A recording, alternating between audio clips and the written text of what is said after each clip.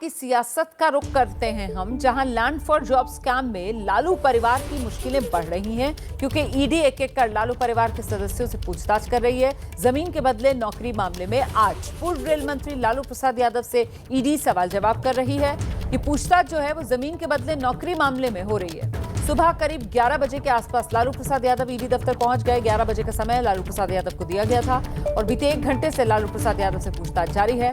कल पटना के इसी ईडी दफ्तर में लालू प्रसाद यादव की पत्नी राबड़ी देवी और बिहार के और साथ ही लालू प्रसाद यादव के जो बड़े बेटे हैं तेज प्रताप यादव, उनसे ईडी ने पूछताछ की है।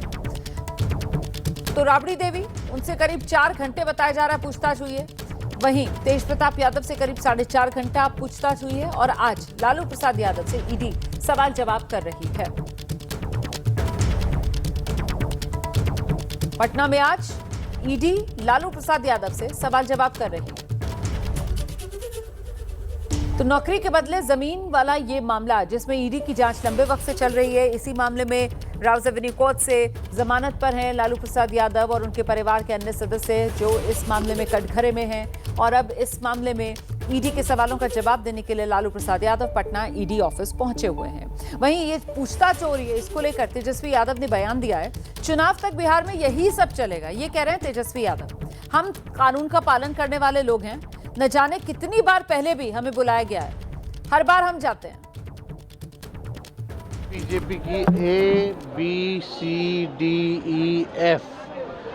A to Z जो भी टीमें हैं, अब केवल उनका काम बिहार में ही है। कितना बार हमको, कितने बार लालू जी को, कितने बार मेरी माँ को ईडी और सीबीआई ने बुलाया होगा या इनकम टैक्स ने बुलाया होगा, किसी को याद भी है?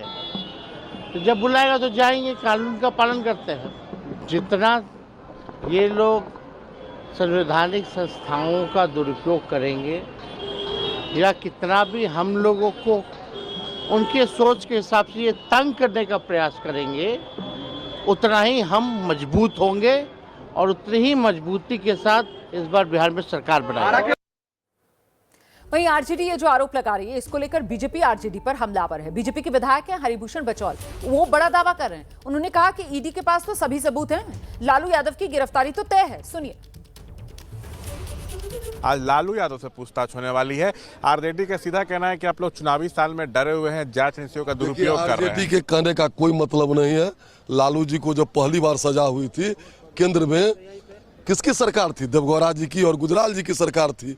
लालू जी जब सजावता हुए तो मनमोहन सिंह जी की सरकार थी। ये कहाँ से सुगना मोड़ का जमीन आया, कहाँ से फ्रेंड्स कॉलोनी में मकान आया, तो बताना चाहिए। नौकरियां दिए और जमीन लिखवाए गरीबों से। तो भारत के कानून के हाथ इतनी लंबी है कि कोई भी कितना बड़ा क्यों न हो उसके गिरेबान तक पहुंच ही जाता है। अच्छा, ये बताइए कि चुनावी साल में टाइमिंग पर सवाल उठ रहा है, आरजेडी की तरफ से टाइमिंग पर सवाल उठाया ये बरसों से केस चल रहा है। टाइमिंग क्या है?